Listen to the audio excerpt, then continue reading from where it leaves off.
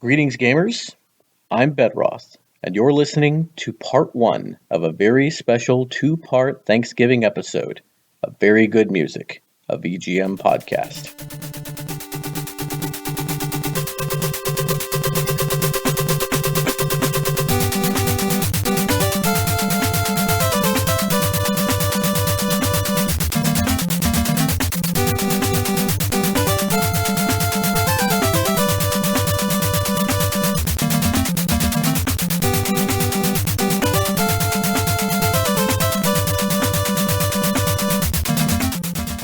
This episode has been a very long time in the making. It was one of the first ideas I had when I started out on this podcasting journey that I've been taking with Shoot Kapow, and it's going to be a differently structured episode than you might be used to. Instead of focusing on a certain theme, in this episode, we're going to be exploring something of the history of VGM podcasts and most specifically, the people who have created them over the years. The VGM podcasting community is very special to me. It has been a place of belonging, camaraderie, support, inspiration, and joy in my life. That may sound strange to people who aren't specifically nostalgic for VGM music or who enjoy it just along with their games, but I've been a lifelong lover of games and music. So after I got my first iPod back in 2013, I just kind of started looking around for different types of shows that I thought I might be interested in. And one of the first ones that I found, I think I just got it by searching video game music in the iTunes podcast library. And the show that I found is one that most of you, I think, will have heard of by now. They are still running, despite a hiatus, and that show is the Legacy Music Hour. You're going to hear a lot about how I took my journey through the different shows and ended up where I am now, a listener of lots of shows, and I think a compatriot now of a lot of these great podcast hosts that we're going to be celebrating, and also still very much a fellow listener, along with a lot of the people whose voices you're going to hear on these two episodes. I've had the distinct pleasure of being joined by not just some of the longest running and most involved listeners in the VGM podcast community, but also people who I am fond of and consider digital friends now. And out of respect for your time, I've made some decisions on this episode. First, I'm going to cut my rambling down a lot here at the beginning. And second, Shoot Kapow is not joining me on this episode, not because he doesn't love video game music as much as I do, or because he doesn't enjoy video game music podcasts, but just because he doesn't have the history that I and a lot of my guest co-hosts on this episode have. Never fear, you will hear his voice, at least on part 2 of the episode, where he will be joining me to help out with a specific interview.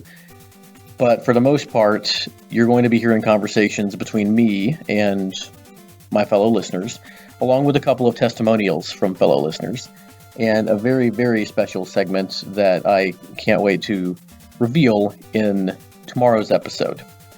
But as long as I've been working on this, I didn't actually start putting it together until earlier this fall. And it was quite a bit of work, took quite a bit of doing, and a lot of networking. But I had a blast just connecting with all these people and really thinking about what this whole community means to me. And it just happened to work out well that I was able to get everything together in time for Thanksgiving. And it was not originally going to be a Thanksgiving episode, but since this is sort of my expression of thankfulness to all these hosts who have brought these great shows into my life, well, it just seemed to fit. Finally, you're going to be hearing a lot of music on these two episodes. Originally, this started out just as one episode, and then I decided to expand it into 2, also out of respect for your time, because otherwise this might have been over 4 hours long. It definitely would have been over 3 if I'd packed it into one episode. But also, I decided to play a single song for each individual host of these shows, instead of just one song per show, which was my original idea. As I got into it, I didn't feel like one song could necessarily capture the whole feeling of a certain show. And so I thought it would just be cool to add more in. And I mean, this show and really this community is all about video game music. So why not pack this full of some of the best video game songs that you will hear? And I know that they are among the best because they were not selected by the podcast hosts we're celebrating, but selected in honor of them. And with the thought that these are songs I know for a fact that they really enjoy, or that I really thought they would enjoy based on some of the research I've been doing. One last thing is we're going to be mentioning the name of the song and the name of the game it comes from, and in some cases the names of the composers. But I'm not going to be listing out every single detail of every single song that we play. I wanted to kind of maintain the fluidity of the conversations that I had. And while, as I just said, this whole community is a celebration of video game music, this particular pair of episodes is more a celebration of the hosts, to whom these songs are dedicated. I also didn't want to be too clinical and just go through and read like a wiki-style history of these shows.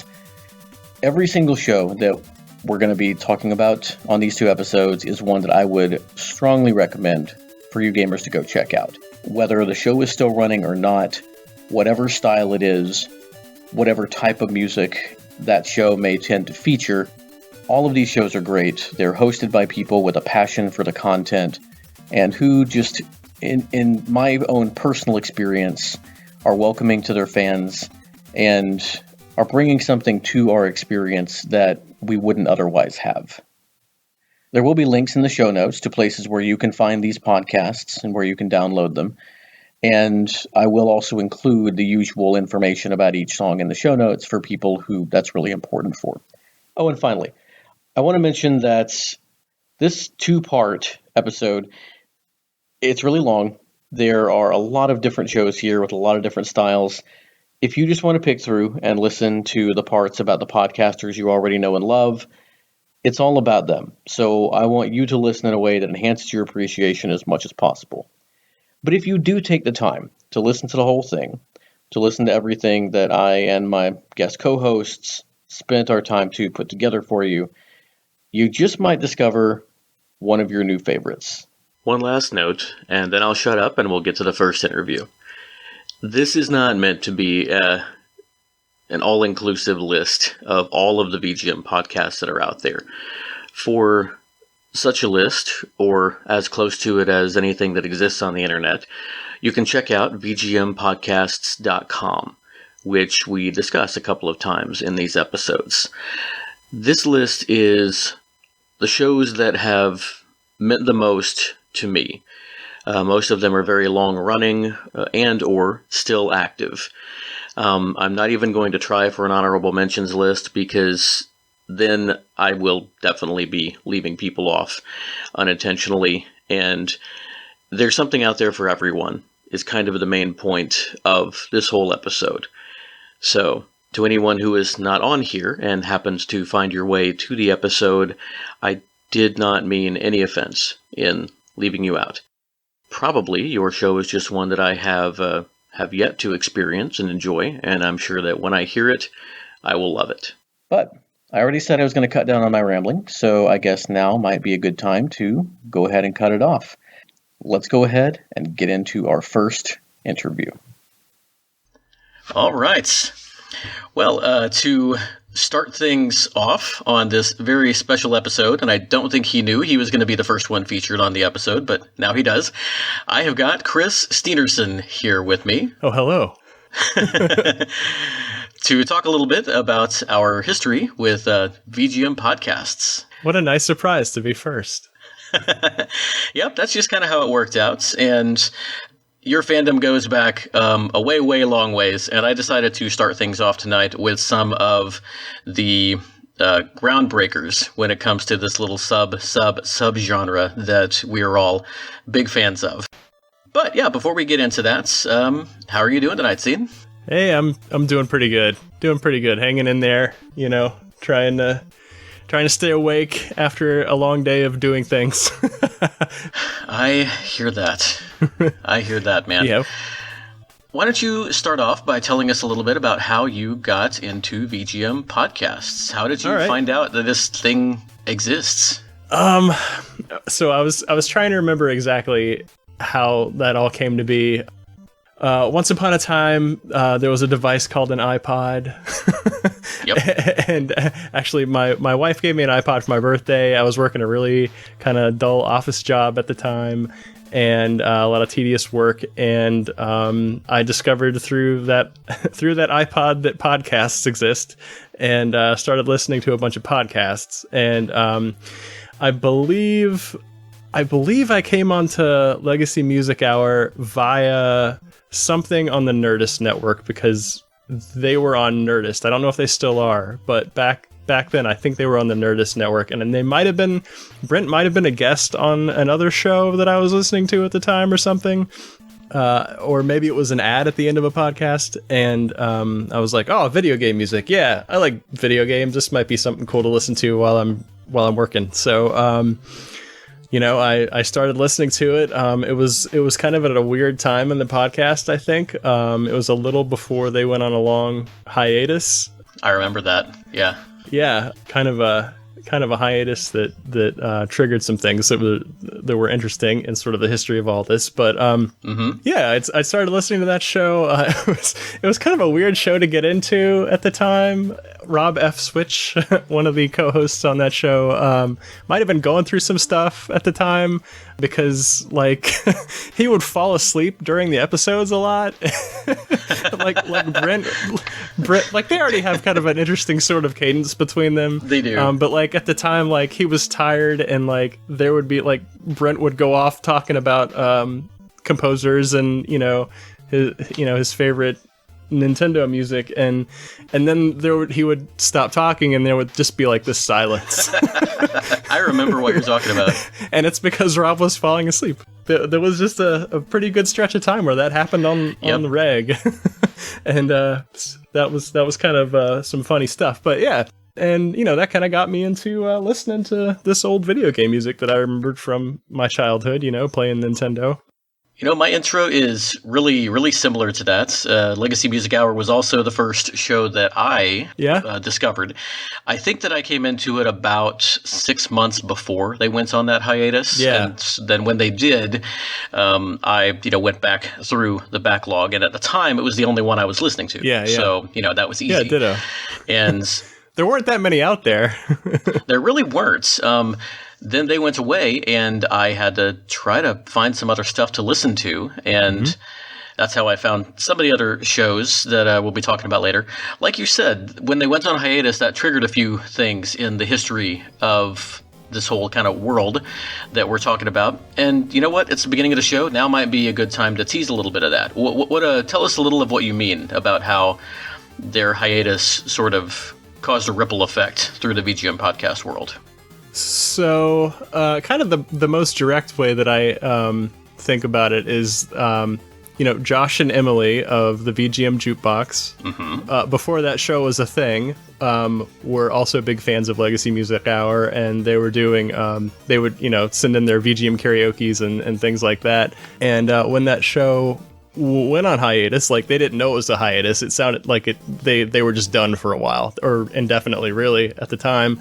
And yeah, so they weren't sure if they were going to come back. Exactly, and out of that, it's my understanding that Josh and Emily decided to make their own podcast, which kind of did a similar. I mean, it was looking at older video game music mostly, and kind of like a passing of the torch kind of thing. Yeah, exactly. It spurred that on, and I know that it spurred on a few other ones too, like Rhythm and Pixels. I think came out of that.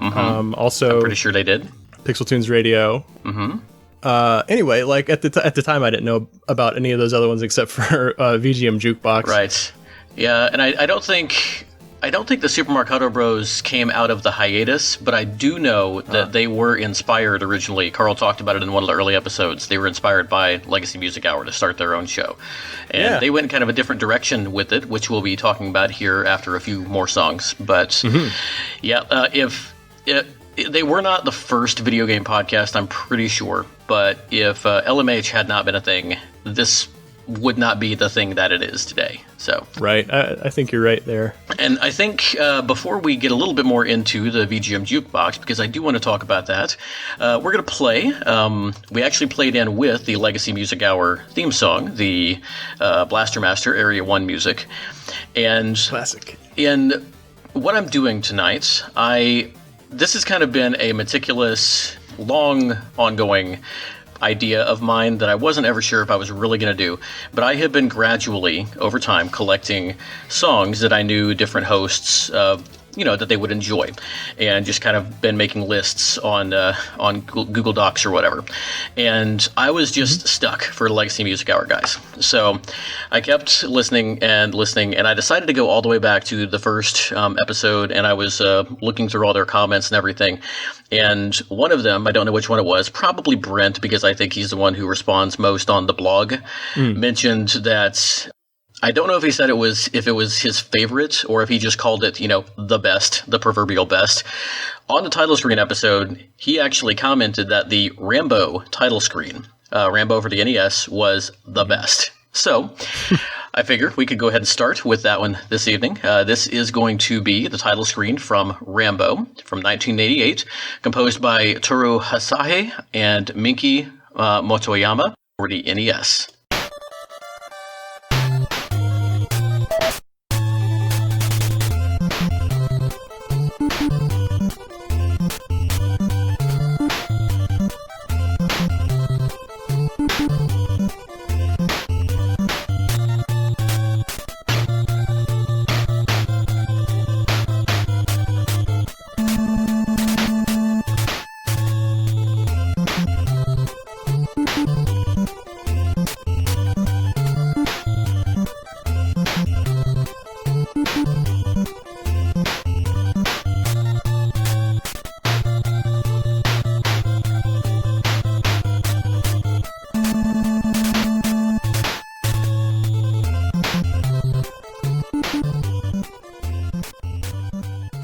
That was the title screen from Rambo, dedicated to the Legacy Music Hour guys, Brent and Rob, and also Gabe, their sound guy, who has recently started joining them as a regular co-host.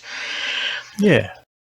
Anyone who has listened to the Legacy Music Hour for pretty much any amount of time knows of Rob F. Switch's love for the Sega Genesis. After I recorded with Steen, I made the decision to play one track per host and not just one track per show, and I found this particular track that I knew was one of Rob's many Genesis favorites. From Thunder Force 4, this is The Skyline, Stage 3A.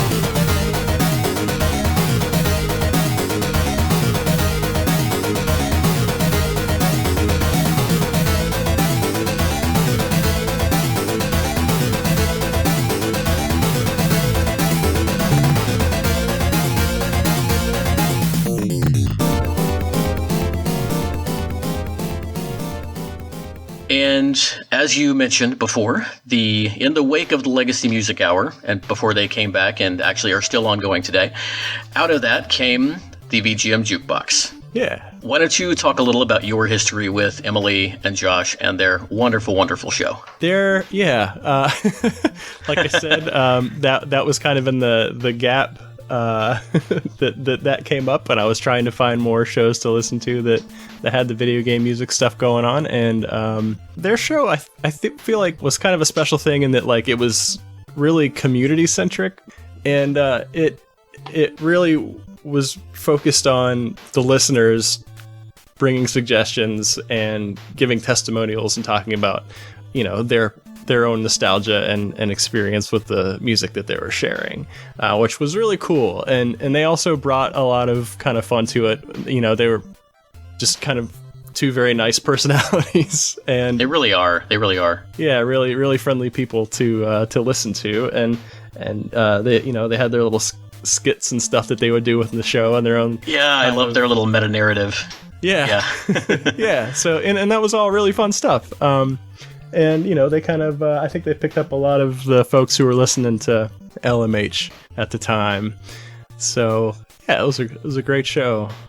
I agree, and I think that their listener-centered focus, like you said, also helped them grow their audience. It helped kind of spread by word of mouth because people started realizing that, hey, these folks are actually listening to me. They're actually playing my songs. They're actually talking. It's almost the closest that VGM podcasting has really come to being like a classic radio show and establishing a real listener base and that sort of interactivity. Mm-hmm. And without Emily and Josh, I'm not sure that the community that has grown up around VGM podcasting would be as strong as it is. Because so many of us really got to know each other, like the Dyad, Utopia Nemo, Wicked Sephiroth, Alex Messenger.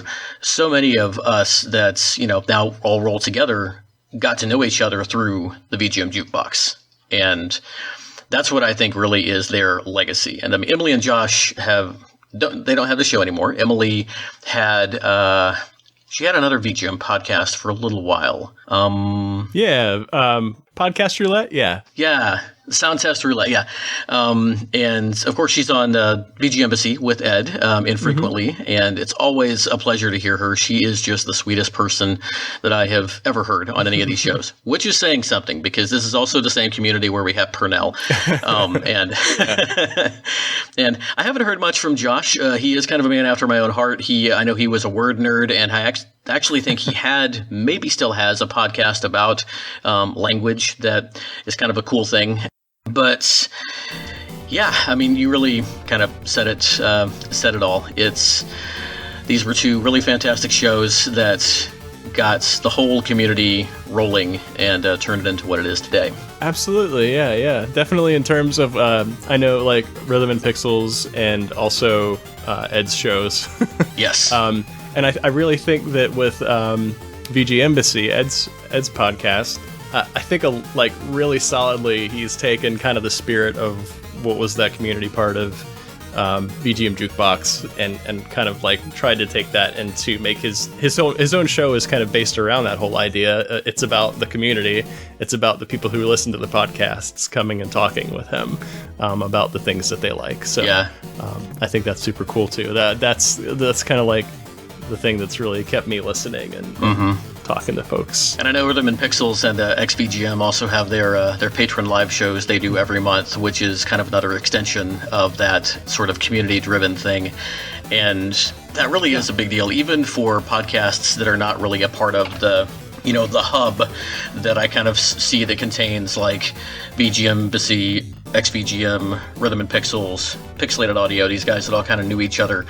I would not have heard of these guys mm-hmm. if it hadn't been for VGM Jukebox. But even outside of that hub, all the shows that other folks listen to, and the only folks that I think cross over are like me and Alex Messenger. But even with those shows, mm-hmm. they have their own really tight-knit communities that have built up around the shows.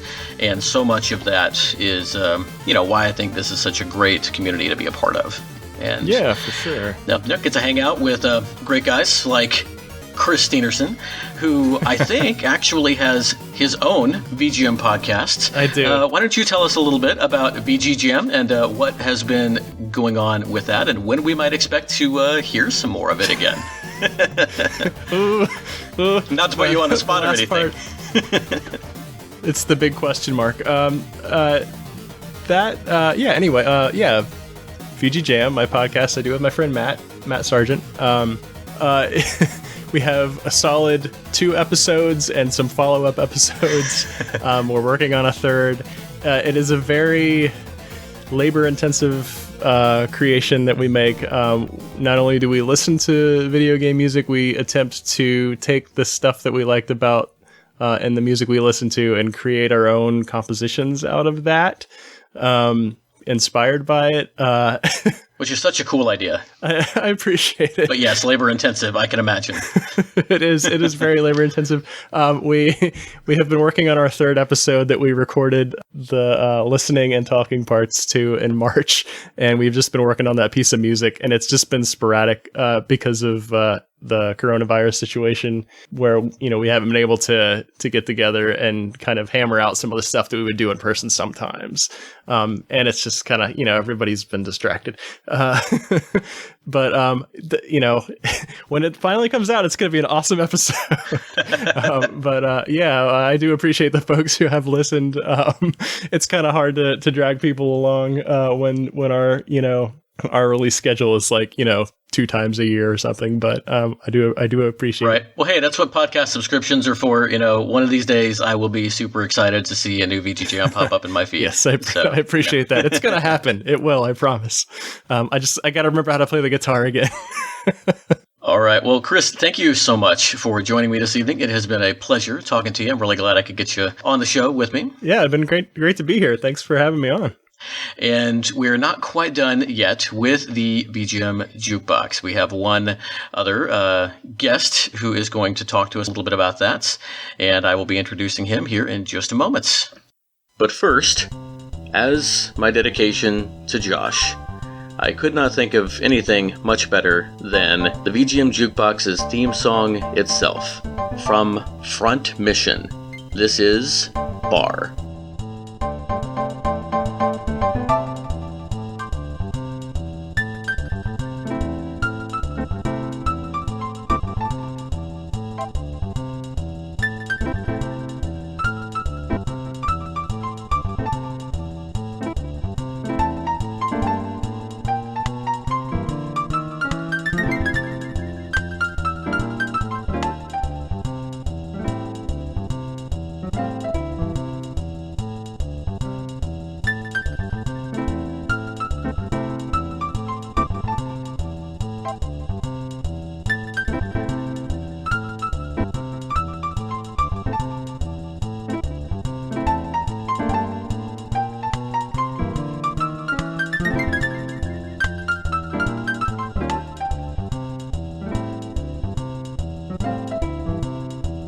And to discuss a couple of his favorite shows, this is Chris Murray, another VGM podcast superfan. He sent in a testimonial about 2 shows that he loves, and in it he does mention that there is no shortage of shows that he's a fan of. This may be a good place to mention that I did ask, just to make sure everybody was covered, I did ask these fans who interviewed with me or sent in their testimonials to help me focus in on a couple of shows. But just like this entire episode is not meant to be an exclusive list from me, each interviewer testimonial is not meant to be an exclusive list of the shows that particular fan loves. You will hear this in some of what we talk about, but I did want to make that really clear. All that said, here's our testimonial from Chris Murray.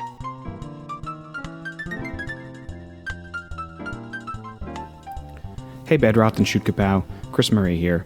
I've been a fan of VGM and VGM podcasts for quite some time now, after being introduced to the scene by my longtime friend and former co-host of Pixel Tunes Radio and current co-host of XVGM Radio, Mike Levy. I was excited when you asked me to share a few thoughts on a couple of shows which I particularly enjoyed, although given there are too many excellent shows out there for all of us to properly reflect on, it did come with some amount of reverse FOMO. Just know that I love you all. Alright, now I know I'm not the only one for whom the VGM Jukebox struck a chord, and it was special to me in ways that I think are consistent across the majority of their fans. The direct engagement with listeners via the testimonials. Josh and Emily found such a great avenue to share tracks and stories which truly helped to foster my own sense of community and belonging, and for that I will be forever grateful. One of my first memories as a listener to the VGM Jukebox was a sort of call to action that they put out for their listeners to send in the cutest songs that they could think of. And the song that either inspired this or one of the first songs they played that was inspired by this was Lonely Rolling Star from Katamari Damacy. This was the first time I'd heard it. I have heard it several times since then, and it really is one of my fun VGM favorites. It is a vocal track, maybe the only one that we're playing on these episodes, and I know these are a little bit polarizing, but hopefully you can make an exception for this one. I always think of Keyglyph when I hear this song because of my association with it and the VGM jukebox, and because it's just a fun, bright, happy tune that never fails to put a smile on my face. From Katamari Damacy, this is Lonely Rolling Star.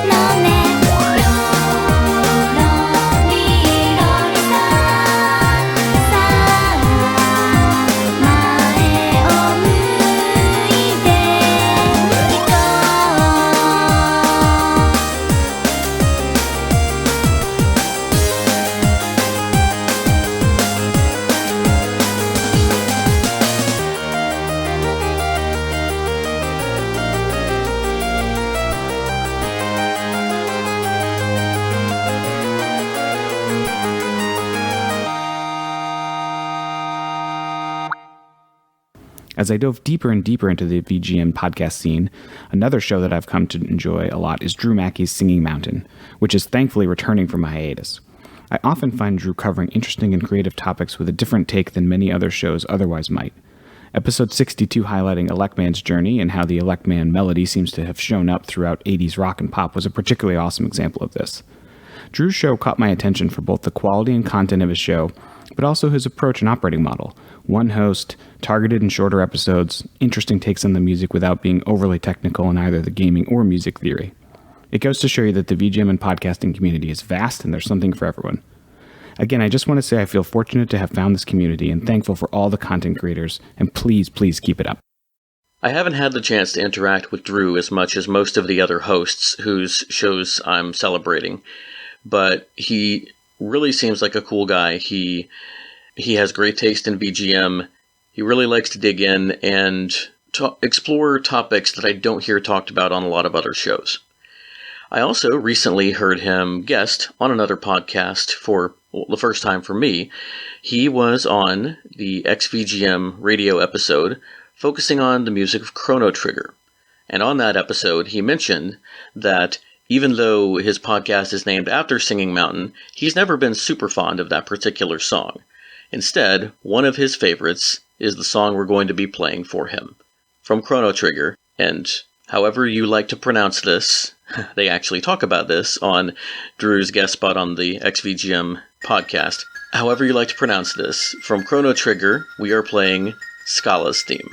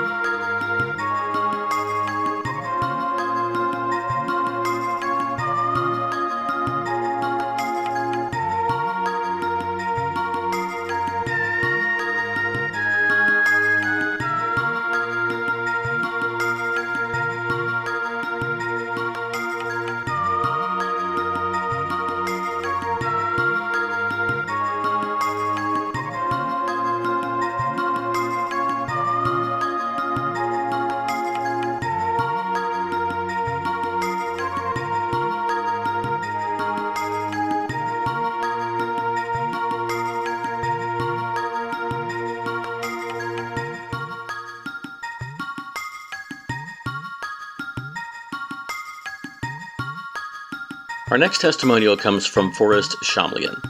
I first encountered Forrest on the Super Marcato Bros Discord, and quickly learned that, like pretty much all of the Marcato fans, Forrest is a really cool guy.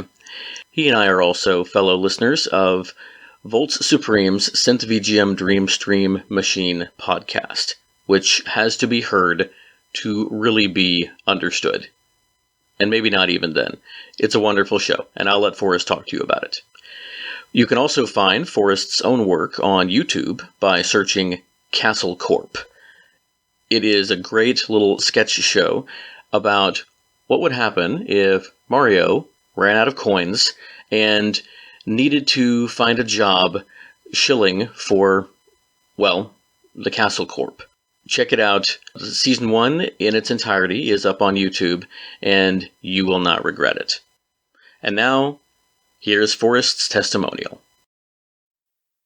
Hey Bedroth, hey Shoot Kapow. Thanks for the invite to share my thoughts on your show. I really enjoy the content you're putting out, and it's a pleasure to be involved. So the two VGM podcasts that I listen to most often are the Super Mercado Bros podcast and Volt Supreme's Synth VGM Dream Stream Machine podcast. The Brueggemann brothers are super talented when it comes to talking about video game music. I love getting the scoop on the different composers, sound chips, samples, chord progressions, and outside influences that went into the production of my favorite tunes.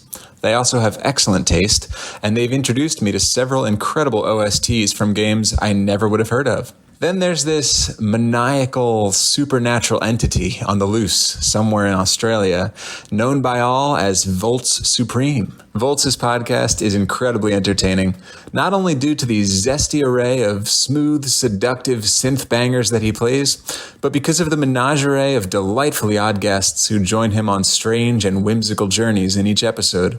Whether it's a deep-sea submarine mission, an intergalactic milk convention, or a call with Brooklyn's most famous hip-hop historian, there's adventures and laughs to be had in every episode. Despite the length of my speech, I can't end this write-up without shout-outs to the Heroes 3 podcast, Ed's The VG Embassy, Alex's A VGM Journey, and of course, the very good podcast that you are listening to now. Each of these pods are clearly being produced with great love and enthusiasm for the material being covered, and I enjoy listening to each one often. I've known for a while that Volt is a big fan of Final Fantasy XIII's soundtrack, him having shared a song from it on one of my episodes in Season 1. And so I couldn't think of a much better choice for him than the very first song that he played on his own podcast, in the pilot episode with his longtime collaborator and hip-hop historian extraordinaire Donnie Smalls. From Final Fantasy XIII 2, this is Serendipity.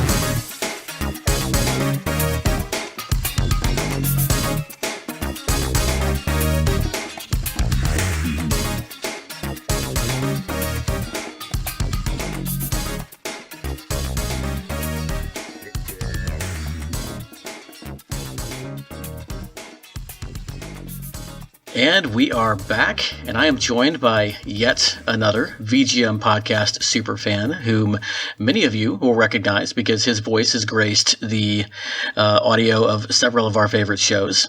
And that is Carlos, Kung Fu Carlito. How are you doing, man? I'm great. Thank you for having me today. This is really exciting. Thank you so much for joining me, and I am super excited. It has been really great actually getting to talk to a lot of my friends who I've heard their voices before on other shows. Obviously, they've heard mine, and we talk all the time in the chats, but, it's like we're hearing them for the first time now. So it's weird, you know what I mean? Yeah, I totally feel you. And it's kind of one of these things that I've encountered many times when, you're a fan of this content, and then it's not like you're dealing with celebrities, but there's kind of this kind of similar dynamic where these are these voices or these kind of personalities that you come to admire because you're fans of their content, but everybody's so approachable and everybody's so warm in the community, in my experience. So it's always been this thing where it's kind of weird when you first talk to somebody, because it's like you're not really talking to them for the first time. It's like you're already friends, which is really awesome. And every time that I've met somebody in person in the community or talked to them, over the internet, like we're doing right now, it's always been so much fun and actually really uplifting to know that, we all share this common interest and we're all super cool with each other, even if we've never even met before. It is. I mean, you have to be a special kind of nerd to love video game music. I mean, talk about a niche of a niche. Yeah. And it's something that automatically, like right at the door, we all have that in common. And I think that goes a long way toward kind of letting us drop our guard. And you're absolutely right, man. There's so much warmth in the community. And I think that being able to listen to a podcast, especially the weekly ones, you hear these guys so much that you really start to feel like you know them, and you don't. And so, I mean, sometimes if you don't really learn to interact with them and get to know them, it can feel a little bit weird at first when you first meet them. But then the cool thing is, you're not supposed to meet your heroes. But when I joined all of the VGM podcast Discords, everybody really was just as nice as it sounded like they would be when I was listening to their show. And it's such a cool place to be. And you have been part of this community for a long time now. How did you first get into VGM podcasts? Okay, well, I guess even before that, I just always had a fondness for video game music. Even when I was a little kid, recording stuff off of my TV and playing just sound tests and having like a hand recorder, all this basic stuff. Yeah. As the years went by, technology advances, and it basically just got to the point where I was like, okay, I love this stuff so much, and the internet is a thing now. There's got to be other people out there that kind of are into it like I am. And actually, like, my first listening to a podcast in general was video game music related. So the Super Marcato Bros was the first podcast that I started to listen to, and actually it was through the video game music database website. It's an essential resource for any fan of video game music. Yeah, so I use VGMDB quite a bit. Yeah, it's great. I mean, there's still, because it only is used for official releases, so we still live in an age where there's a lot of stuff that never really got an official release. So it's a good starting point if you want to really start to research the background information on video game music. But anyways, the forums, there's forums for every album. So then what I would do is, when I would see an album that I like, I click on the forum thread and I see people talking about it. But then I was like, okay, well, there's also a basic forum.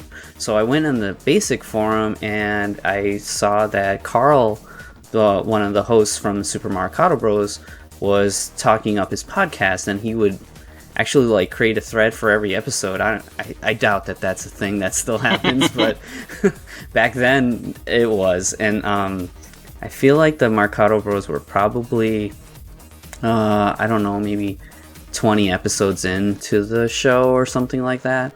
So I was like, oh, I'm going to check this out. Wow, that was a good time to jump on. Yeah, and it kind of was this, seed that planted in my brain. Okay, what else is out there, right? So then, shortly after starting to listen to Super Mercado Bros, I got into Legacy Music Hour, which is like the granddaddy of all this stuff that we listen to, right?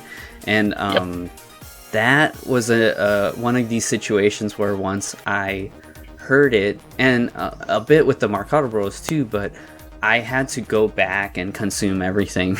There's a whole catalog of episodes, and I've done that with a lot of different shows by now. But once that was going on, I was done, man. I was like, there's a video game music podcast out there, I want to hear it. And similarly, the Kelly brothers, who have come to be part of the Mercado network and made quite a name for themselves, being the hosts of their own content and the OC Remix podcast for quite some time. I found their stuff too. It was Train Station at 8 was their podcast that I started listening to them with, and that was actually really interesting too, because I was listening to all this content separately, and eventually they started to connect with each other. So hearing that is so and cool. The Brueggemans kind of start to talk to each other. Me being a fan of both of these things was really cool, and this is multiplied, many times now with this community. I especially feel like now, like it literally is a community where you can hear hosts from other shows on other shows, and we're here talking about this stuff right now. So it's super fun. I love it. It's great.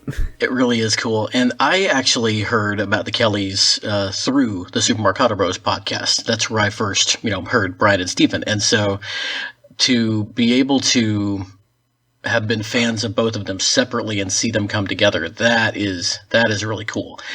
And yeah, I'll even one step further than that. Major Third Matthew, I co-host Heroes 3 with Marty from the Mercado Bros, and Matthew's content I found on my own as well. His Major Third YouTube, he doesn't have a podcast, but he does really great YouTube content based around video game music, and I found him on a search of my own, and then he was on one of the Super Mercado Bros as a favorites with friends episode, and he knew the Kellys, and everybody started all talking together. I'm like, all these dudes are doing this stuff, and now I'm on a podcast with these guys, which is just so crazy how this all works. And it has nothing to do with video game music. It's about kung fu movies. Right. What is that? It is a great show. I am about the farthest thing from like a traditional Asian cinema fan. I'm not really that much of a movie guy anyway, and so again, a niche crazy. of a niche. Cool. But a couple of them, I started out with the Kung Fu Panda episode and the animated Street Fighter II movie episode because I loved those movies, and that made me think, you know what, I really like these guys, dynamic. I'm going to go check out a few of their other shows. Trust me, even if this is not your genre, you need to check this show out because it's really cool, it's really fun, and you might actually hear about a movie and then decide to go and check it out, and then it becomes your thing. So yeah, and honestly, I feel like my main goal is kind of exactly what you're saying, where, okay, if I share a movie that I really like and, one person finds a new film that becomes something they never thought they'd see before and they enjoy it, my job's done. Exactly. I think, and I mean, honestly, more net enjoyment in the world is never a bad thing. Yeah, totally. And I've learned of a lot of movies that I had never seen before, thanks to this podcast as well. So I think it's really fun. It's like this hobby thing, right? So finding out about media that you already would have liked. And that's something that Heroes 3, definitely has in common with the whole VGM community, and why there's no cognitive dissonance when I think of you guys kind of in the same area. And like, when did you first reach out to the Super Marcato Bros? I've heard a little of this story over the years, but for anybody who doesn't know it, because you're part of the Marcato fam, man. So, yeah, it's kind of crazy. So, I don't know. When I'm a fan of stuff, I really like to connect with the content. So, me being a fan of the Marcato Bros podcast, you know, I think it was mainly through Twitter. Like, I'd tweet at them like, "Oh, cool, like, you know, good to hear you did this thing," or "Did you know this thing?" I always like to share because I'm full of useless information. Aren't we all? So yeah, I would share tracks with them and stuff. And actually think that the reason that they're having, yeah, I'm pretty sure the reason that they have like fan like episodes where, you know, like people submit their tracks and they have, I think I suggested that to them. I don't want to be like, oh, I'm that guy, but I'm pretty sure that I was like the guy that said, hey, wouldn't it Well, it be makes cool sense. I if mean, you guys did if this? you as a fan, you know, like to connect with the content, you know, give the content creators a way to connect with other fans who want to do the same thing. That makes sense. That jives. And that's really cool, man. Yeah. So the first time I actually met them was at a MagFest, you know, MagFest out in DC. And I would say that it's like the video game music lovers convention. I can't wait to make It's it like, up for one of those. Dude, it'd be so cool. Yeah, I mean, hopefully we can do this in some capacity in the future, but it would be so awesome just to get everybody, because like we've already got the community, but we're spread out. Yep. And it is an investment to go, but I really can't talk it up enough. Like, once you go and once you see, like what I was saying, like we were talking about this a little bit before, but it's like everybody's already friends. We just haven't met each other yet. Yep. So like, yeah, if you go to MagFest, it's just so crazy, and like seeing these people that you already kind of know, you have this common interest with. That's what it was like for me. So actually, it was kind of, I was gonna go with somebody else, and they weren't able to go, so I was going to MagFest solo. So I actually dropped a line to the Kelly brothers, like, "Hey, my plans are kind of messing up, but I was wondering if maybe we could crash together." So the first MagFest I went to, I actually crashed with Brian and Steven, and they were super nice about it. I mean, we split the cost, but it was kind of like, I kind of felt like I was butting in, but those dudes are so nice. And then after that, I met Carl and Will, and like, yeah, we just hit it off. It was super fun. And I guess I live fairly close to Carl and Will, so we've been able to connect a lot, you know, over the years. And honestly, I feel like we're like we're friends. You know, Yeah. It's like I don't It's know. no longer just like a creator-fan relationship. You're like legit friends with Yeah. these guys. And Yeah, and I feel very fortunate. And more so than that, I feel like in a lot of ways we've become collaborators because, I do visual art. It's a thing that I've always enjoyed, but I've never really taken the steps to really dedicate my life to it. And these dudes are all musicians, so like, I thought, it'd be cool if we kind of do these things. And I've been stepping up my art on my own way, and I've been able to collaborate with them on a lot of projects, and it's been really, really awesome. I feel very fortunate. And for anybody who wants some really specific examples of this that happened recently, Carlos helped Carl out with a concept album for a fictional racing game called Downforce, which you can look it up. It's on the Super Marcato Bandcamp, and all of the art you see there is Carlos's. And he recently also did the art for Will's recent project, Superstar Squadron, right? Yeah. Yeah, and similarly, it's just the arts and the music together kind of tell this story, and you get the feel that you can almost picture what this game is like, especially if you grew up in the 90s with, the retro, like the box art and manual art and that kind of music. Mm-hmm. It's just really great stuff. I can't recommend enough. Everybody check those out. And what we're talking about really, to me, exemplifies the Marcato family and what it's all about. It's collaboration. It's sharing this stuff that we love. They recently, a couple of the fans started the Mercado Family Showcase, where we all get together and share, some of the music that we like. The Mocos, that's what they call them. Yeah. And that's Carl really and cool. Will just have this energy about them that like spurs other people to creativity. And of course, what they're famous for is that they can take apart the music and really get into it and dig deep. And I love that they can do that without taking any of the life out of the music, because so much of the time when you get down and really analyze stuff like that, it's kind of like explaining the joke, but you can tell they just love it so much that Right. it's so cool, so cool. And I also like that they showcase not just video game music from back in the day, but they will also showcase like chiptune, modern remixers.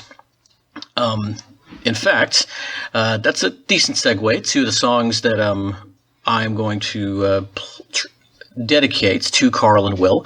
Recently, they did a showcase of Mighty Switch Force, which was composed by Jake Kaufman, and Carl was over the moon for the track called Yummy.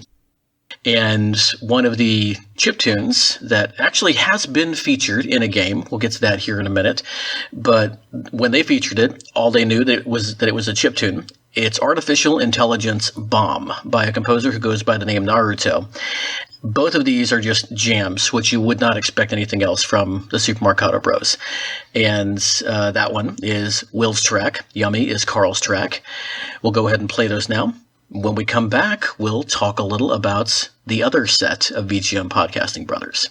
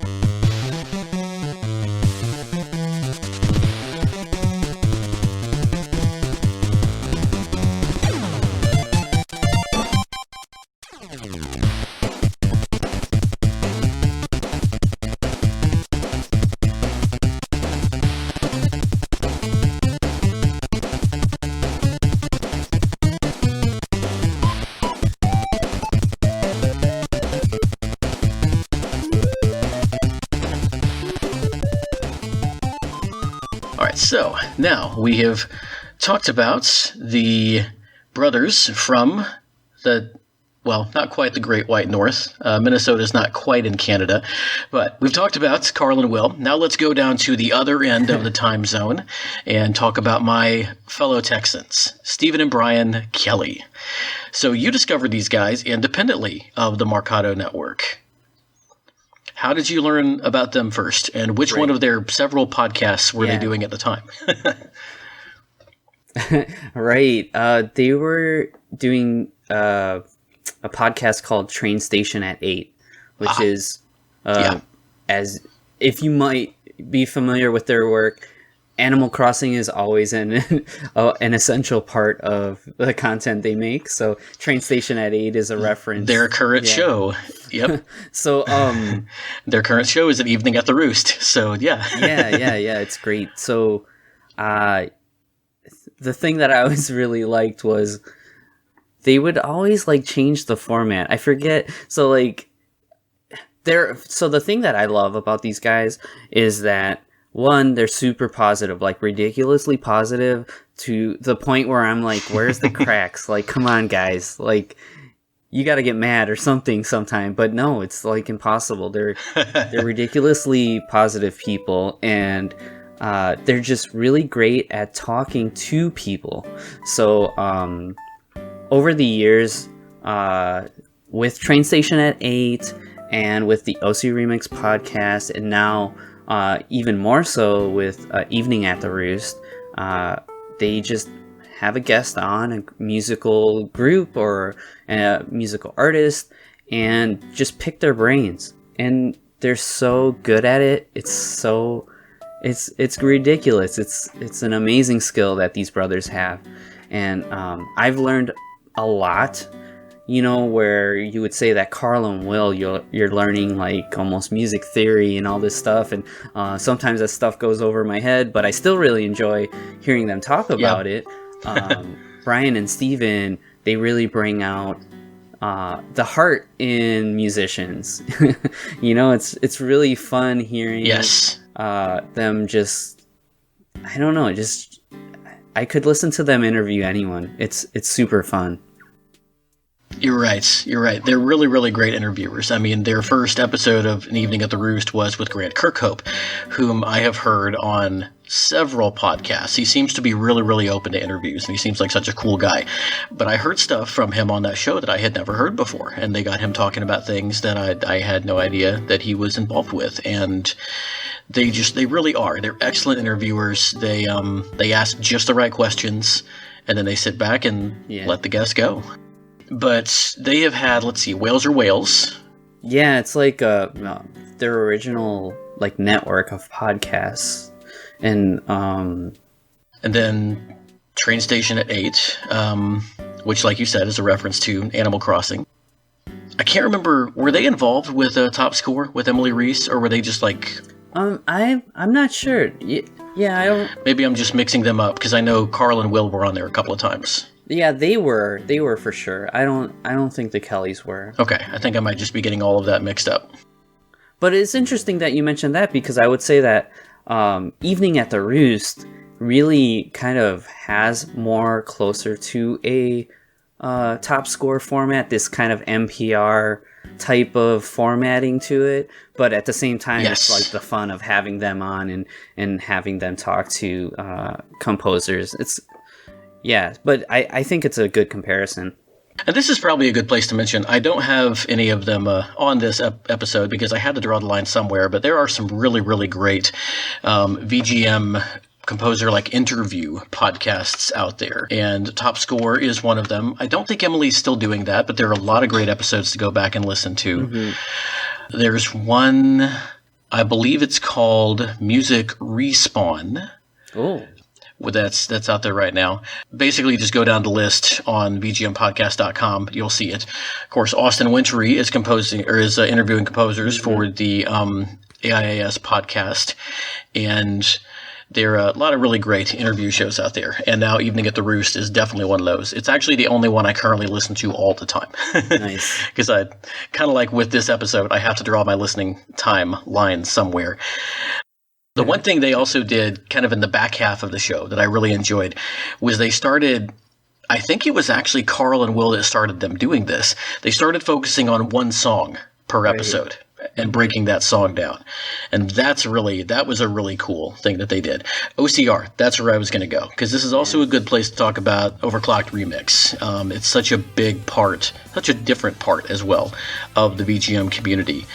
And Brian and Steven, as you said, were the hosts for a long time of the OCR podcast.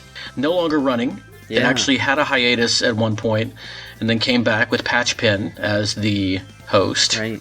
Now it's kind of on hiatus again until I guess somebody else has time to pick it up.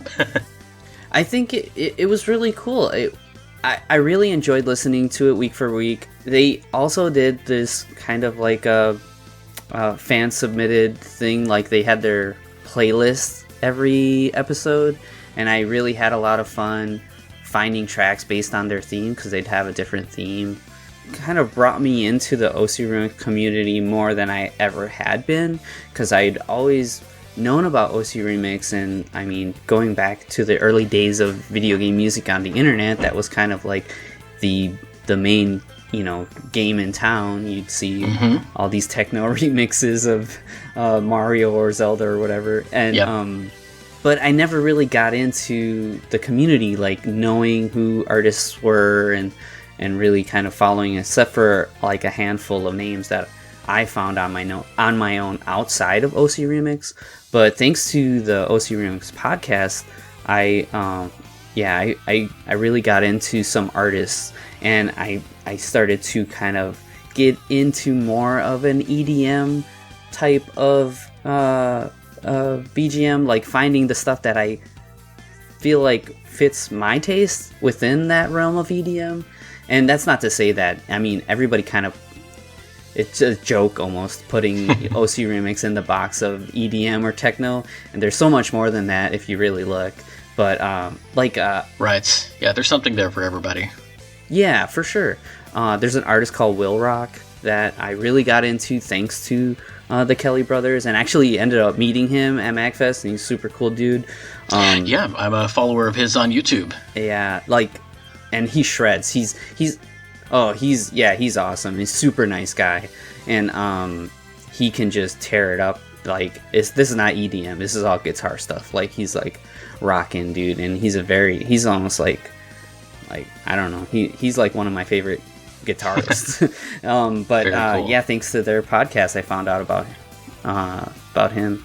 I mean, these two pairs of brothers that you have agreed to talk with me about tonight really shaped the face of a lot of what the VGM podcast community is, and definitely two of my, well, I guess with the Kellys, like 3 or 4 of my favorite podcasts.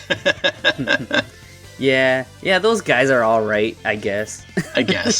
Right? Well, and for Brian and Steven, I could not help but cater to their tastes. In addition to Animal Crossing, from which we will be playing the 8 p.m. theme from Animal Crossing Wild World, we will also be featuring a song from Sonic Adventure, which the Kellys, with their unbridled positivity, absolutely love. And we're finally able to convince Carl and Will to play on their show. It's a great episode. Everybody should check it out.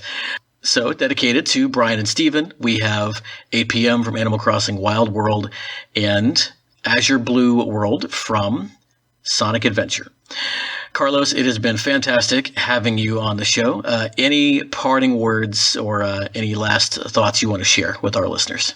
Oh man. Well, I mean, thank you for having me on. This has been really great, and I'm really excited to hear about everybody else's, content for all of this. It sounds like it's going to be awesome.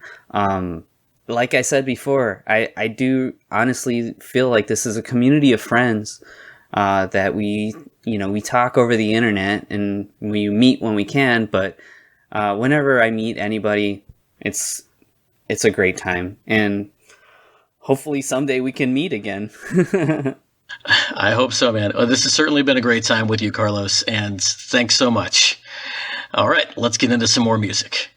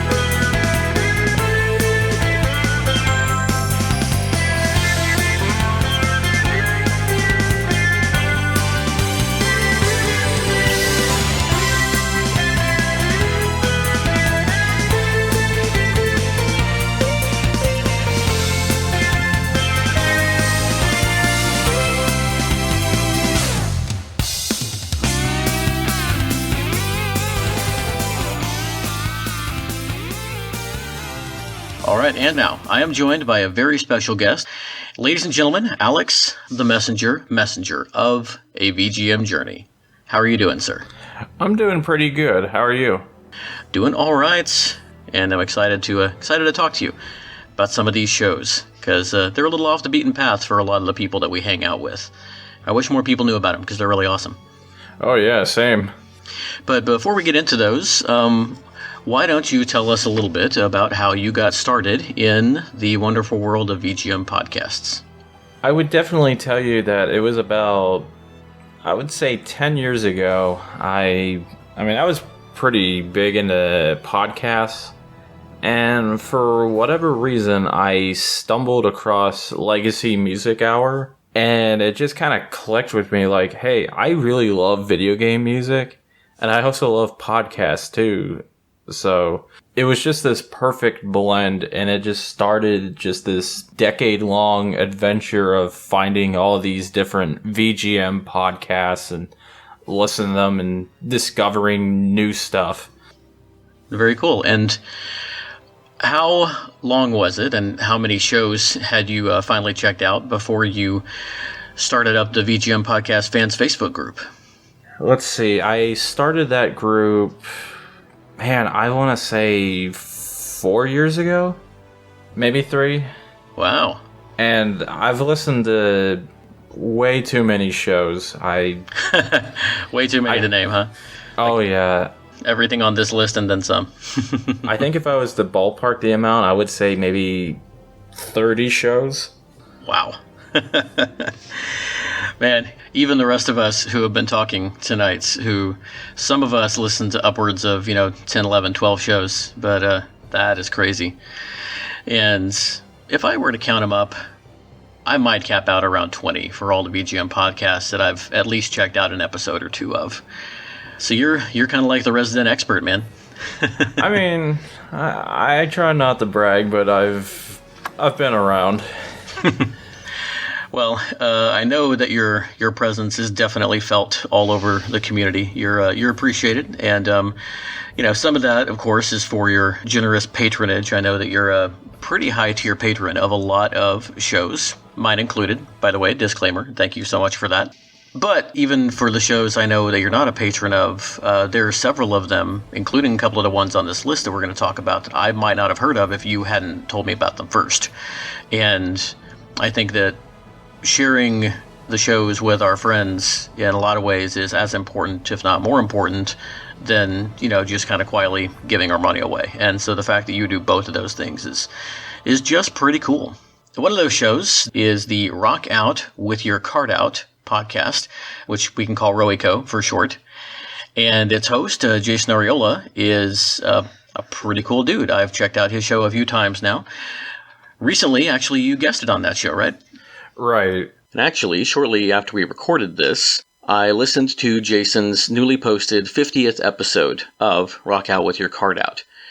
And in this episode, he talks about one song that, if he had to narrow it down, would be the impetus for his show. I had already picked out the songs that were going to feature as my dedication to Jason, but I felt like I couldn't really present him adequately without mentioning this.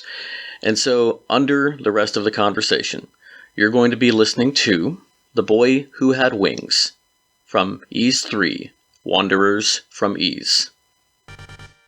So, tell me a little about Roiko, either how you found it, what you like about it, any of your favorite shows. Rollico was one that it was another one that I accidentally stumbled upon.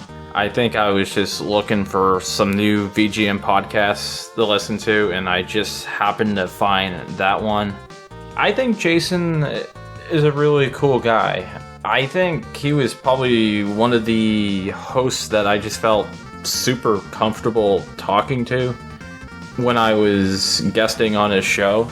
And man, there were way too many episodes to list that I really liked for his show.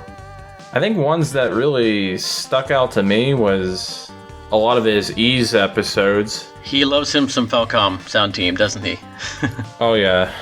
I think that some of the ones stuck out to me. He went crazy one I think it was 1 week, and every day that week he did an episode about the latest Trails of Cold Steel game that had just come out at that point.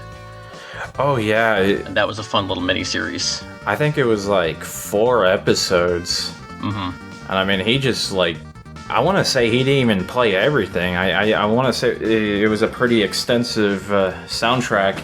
Oh yeah, I think he actually mentioned that he barely scratched the surface of everything that's in that soundtrack, and it was all really phenomenal stuff. That was the first time, of course I'd heard Falcom Sound Team JDK before, but that was the first time it really brought home to me how amazing they are. And Jason is really good at that, about championing the shows that are the composers and the sound teams and the games with soundtracks that maybe you don't hear about a lot.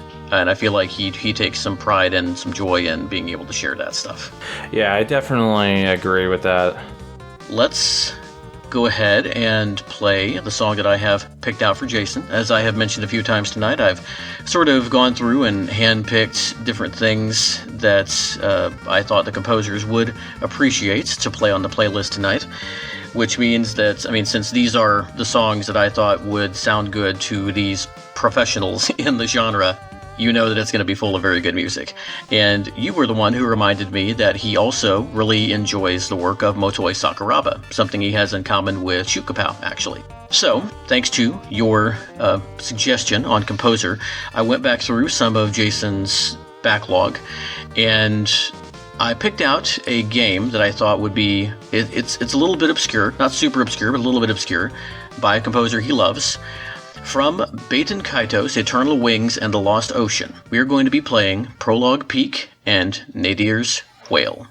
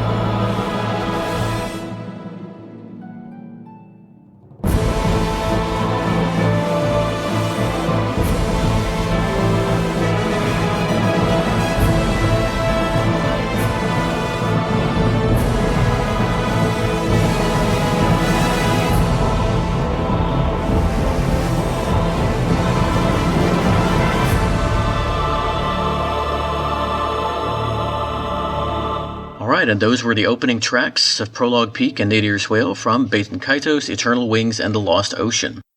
For more like that, you can go check out the Rowyco podcast with Jason Ariola. That's ROWYCO, or Rock Out with Your Card Out. Should be pretty easy to find with a name like that. Moving on to another show with a pretty distinctive name, we're going to talk a little bit about Forever Sound Version, hosted by Michael Bridgewater. Alex, what are some things you like about Forever Sound Version? I found out about Michael's show because of Rhythm and Pixels and Michael's friendship with Robin Purnell. I mean, I think they've had him on several times. Yes. Yeah, several times at this point. I think maybe Shel Wong is the only guest they've had on more than Michael at this point. And he had them on once as well for one of his famous video game battle episodes, I think. Oh, those episodes are so good. They're actually my favorite episodes of his show. I think it's been a little while since he's done it, because I think what he normally does is just have his friends over, and with the pandemic going on and the social distancing, I'm assuming that's why he hasn't done it in a while. I think so. The last one he did was in around March of 2019, and I only remember that because in that episode, one of his friends brought Metal Beat by Alberto Jose Gonzalez, and immediately it went up to my top 10, like BGM of all time list. It got in my head and wouldn't get out, and I remember humming it at work all the time, and where I was working and what I was doing at the time, that places it for me. So I know it was around March of 2019. So if it's kind of maybe an annual-ish thing that he does, then yeah, that'd probably be why. Because as we all know, it was around March this year that all hell broke loose here in the States. So what else do you think it is about Michael's show that makes him unique, or that you would recommend people for? Michael, I think he's highly passionate about video games and video game music, and what I really like about his show is that he's pretty relaxed. I mean, I don't know if it's just like with the tone of his voice, but he doesn't really dive too deep into the technical side of stuff. Like he just lets the music talk for itself. And it's just something that I really dug about his show. Yeah, he has a pretty varied taste in things, and when he does occasionally get technical, if it's about a certain home computer or something that he really loves, he's able to explain it in a way that's really, it's accessible to a lot of people. He also talks a lot about his memories growing up, and it's a really well-rounded show. And of course, it doesn't come out all that much these days, but when it does, it's really, really fantastic. I'm probably going to talk about this a little bit later when I talk about the Dyad show with Utopia Nemo, but as I'm sure you're aware, the last couple of times Michael did make an episode, he had the Dyad on as his co-host, and I thought that chemistry was really, really great. Oh yeah, I actually forgot about that, and now that you reminded me, I did remember those episodes being really good. It's also funny that you point out how relaxed Michael is, because I don't know of many guys that sound more relaxed on their show than you do. It's a really cool vibe. But Ben is another one that's got that really sort of chill, mellow sound to everything, kind of that NPR-ish voice going on, which Michael definitely has. And so it's really cool when the two of them get together. And for Michael, when I reached out, I couldn't go around and ask some of his friends. I guess I could have asked Robin Purnell, and I also couldn't pop in on his Discord and ask him randomly when he wasn't thinking about it, because he doesn't have a Discord. So I just out and asked him one time, hey, if hypothetically someone were to play a song on a show and that song was going to represent you, what's a song that you would feel comfortable putting in that spot? And so hit the nail on the head with him a little bit. But the song that he sent back is the one that you all are about to hear. Composed by the magnificent Noriyuki Iwadare, this is Round 2-1 from Gainaug, known in the States as Wings of War.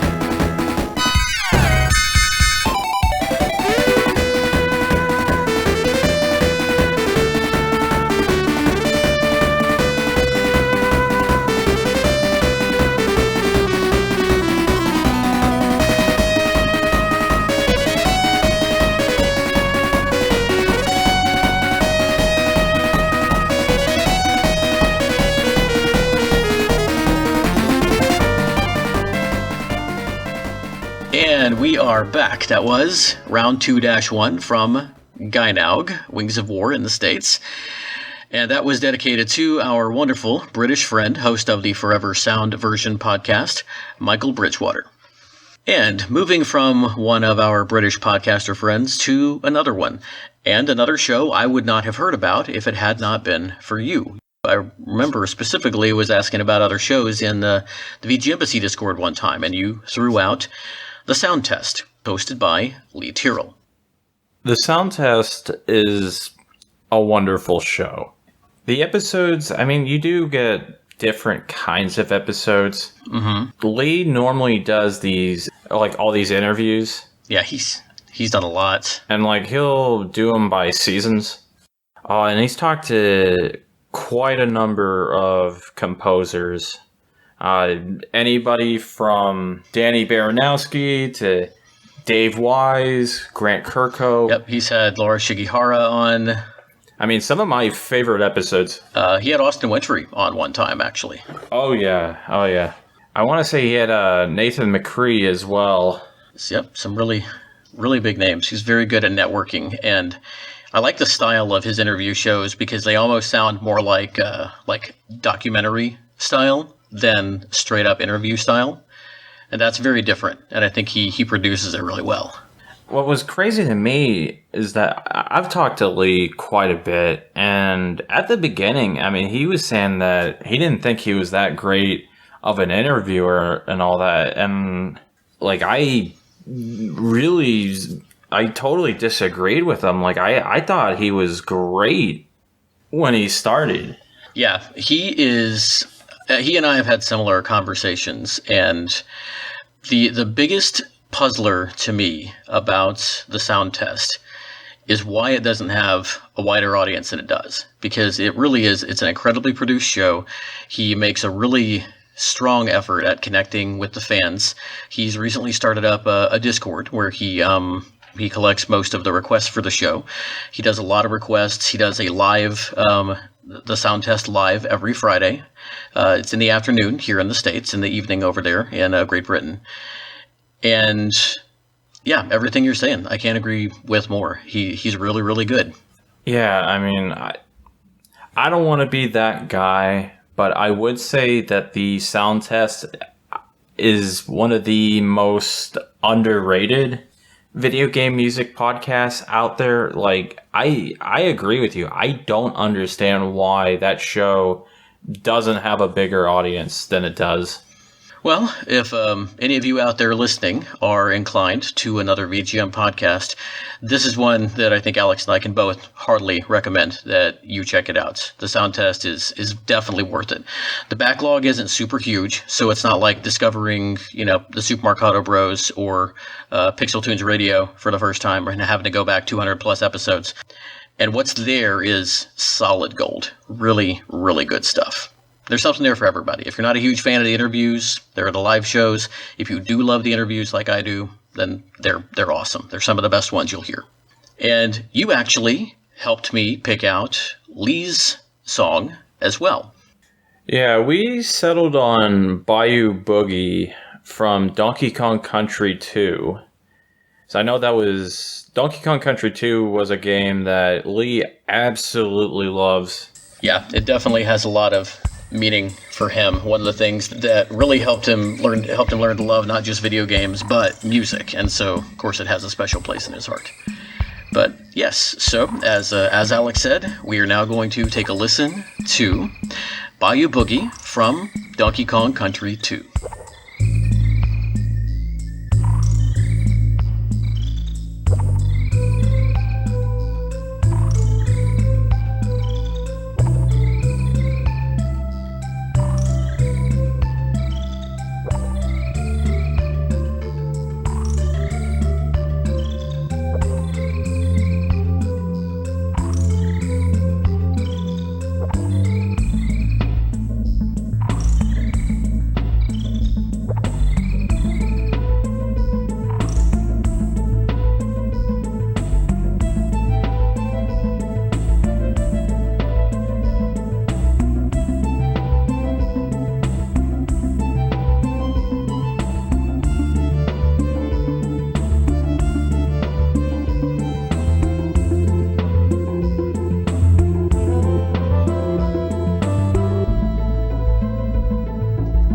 right, and so that was Bayou Boogie from Donkey Kong Country 2, dedicated to Lee Tyrrell, host of The Sound Test. Seriously, you guys, check it out.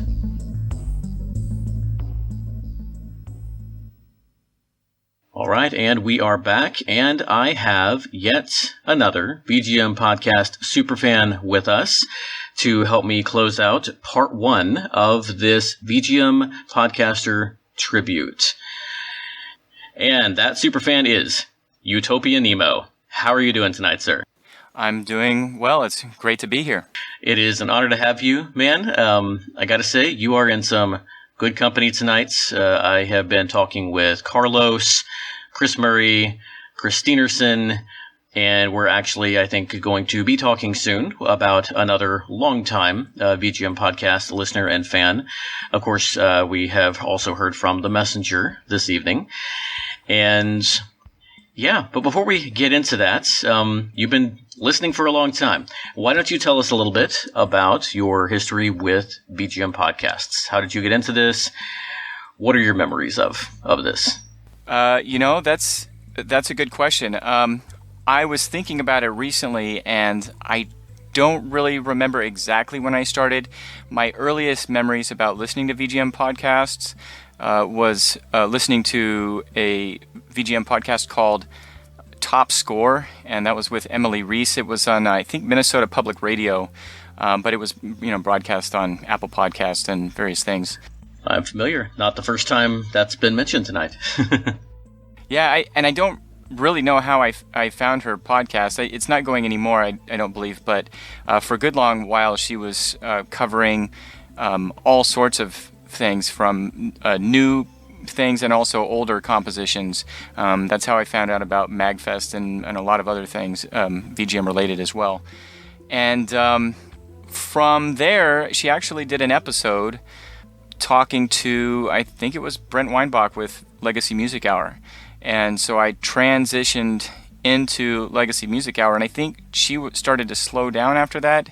My memory's kind of hazy, but I was kind of looking back, just I think it was probably in part to prepare for talking with you.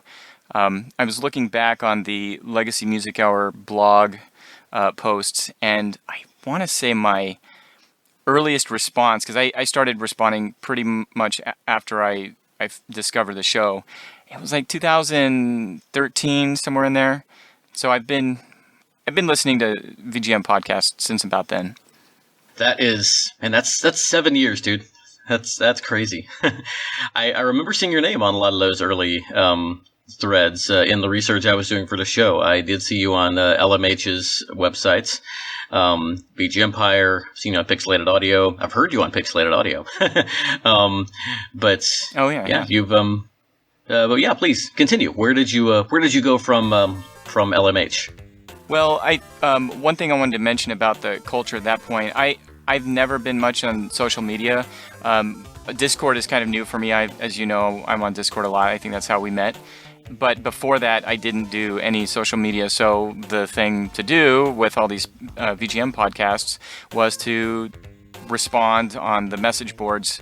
So I did a lot of that with Legacy Music Hour, and somewhere shortly after I started listening to LMH, I also started listening to VG Empire with Brett Elston. He was the host, and there was a couple of other guys, Henry Gilbert, who I think now is on Retronauts quite often and does a lot of other podcast stuff, and also Chris, I can't remember his last name, but basically, VG Empire was Brett Elston's nostalgia machine, and so he did VGM music for quite a few years until I think he basically covered everything that he wanted to talk about.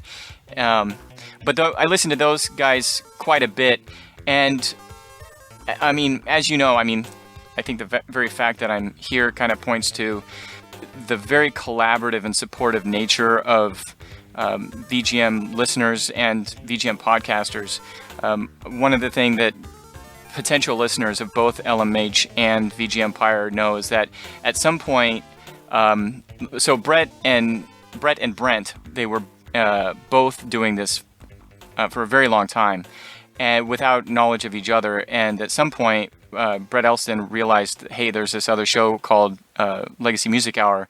They're doing the same thing we're doing. So his first inclination was, I got to talk to that guy. And so they met, and that's actually when they did an episode.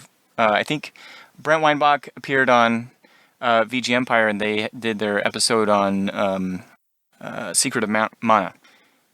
Anyway, a little bit of trivia there, but Yeah.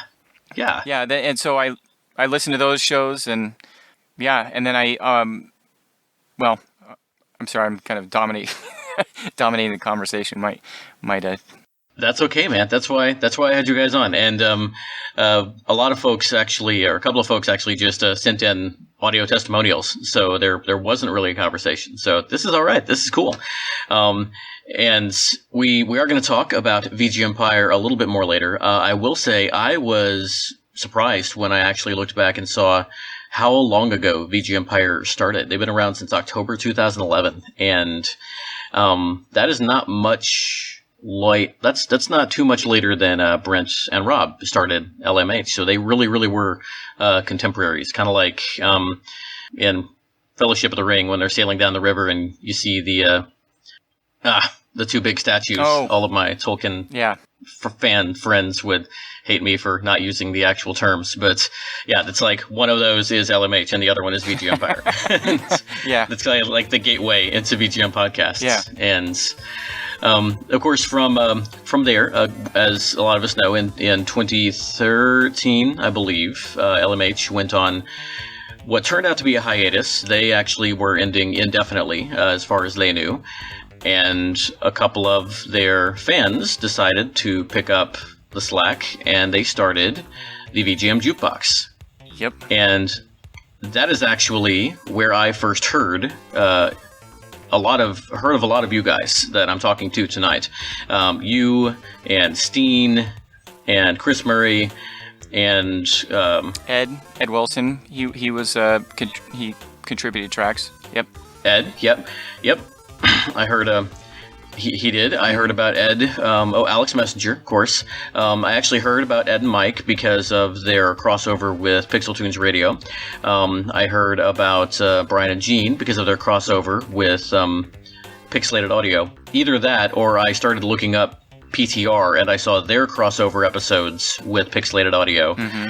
And then that eventually led me to Rhythm and Pixels. So, yeah, if it weren't for BGM Jukebox, I probably wouldn't have found all of these shows I listen to now. So, and one of the other names that I heard pretty consistently on the BGM Jukebox was the Dyad. And eventually, when I started branching out looking for more VGM podcasts, I saw, oh, hey, look, the Dyad has his own show.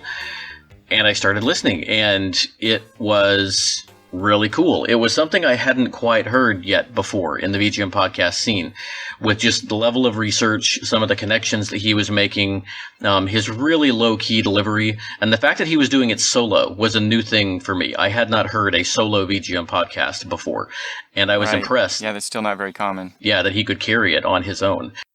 You and the Dyad go back a ways as mutual fans. Had you talked to Ben at that point before listening to his show? No. I mean, we would post a lot. I think I started some interactions with him on the message boards of VGM Jukebox. As people who are familiar with the show know, that show probably embodies the collaborative and supportive spirit of VGM podcasts more than any other show before it, certainly. And definitely, it was definitely it might be my favorite podcast of all time. It was great, and a lot of the people that I've met I still know from that show. I think shortly before Ben started the Dyad Presents, we started getting to know each other at least a little bit through posts and that kind of thing.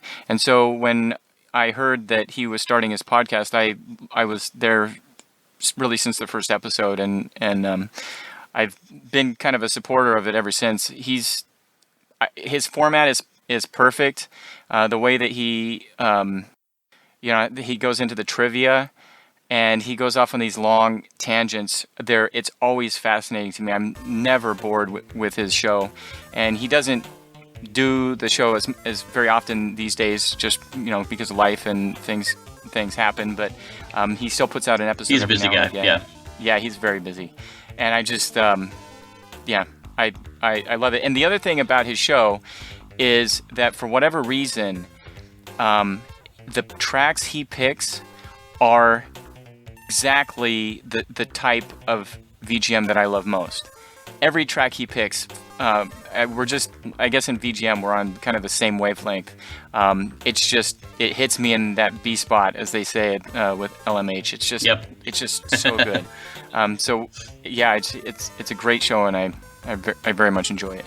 It is really cool. I could listen to Ben ramble for forever, because he's so it's just so clear, and so I think cogent might be a word I'm going for. Anyway, it makes sense. Like, you listen to him ramble, and there's a method to it. It's like stream of consciousness, and right. But it's not. It's rambling, but it's very directed. So you never feel like, what is he doing? He's just kind of talking there. He's like the master of the segue, him and Josh Adachi. But he knows exactly how, with his writing, he goes from one topic into the next, and it's just this very smooth transition, and you're kind of hooked the whole way through. There's a nice, actually, for anybody who kind of likes what we're doing, but would like to know a little bit more about some of the shows or about the history of VGM podcasting in general. Ben's episode 50 is called A Brief History of VGM Podcasts. You can find it on his website, thedyadpresents.blogspot.com, and it's going on a couple of years old now. I think it came out toward the end of 2018, but that is a really, really cool episode. I've gone back and listened to that a couple of times, and he really gives it so much more context than I ever would have thought of before. He really digs deep there, and it's kind of a meta podcast if I ever heard one. And speaking of the Dyad's taste and how it aligns with yours, I do have a song. When I asked him a while back what one of his favorite songs was, and hypothetically, if someone were to represent you with a single piece of VGM, what's one that you would feel comfortable giving them? But before we get to that, you mentioned that VGM Jukebox may be your favorite VGM podcast of all time.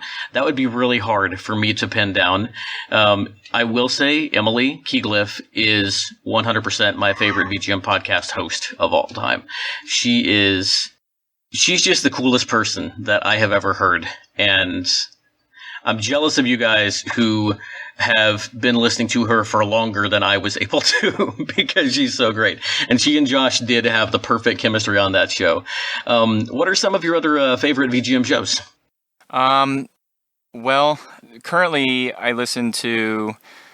when I really started getting into VGM podcasts, I basically would just periodically go to iTunes and search out, just randomly search and try and find all the VGM-based podcasts I can, or I could. And so I found a lot. Some of them don't exist anymore, but I listen to Pixelated Audio, VGM Journey, that's another one I love, XVGM Radio currently, Cave VGM, The Last Wave, with Hammock. He pulls out some smooth jams, and it's both that show and the Messenger's VGM Journey are kind of very digestible and easy to, they're short, so you can get them in if you don't have a lot of time to listen. Yes. Yeah. Legacy Music Hour, of course. Your podcast, Very Good Music. Thank you, sir. I listen to that as well and enjoy it very much. In fact, that's one of the things I wanted to mention.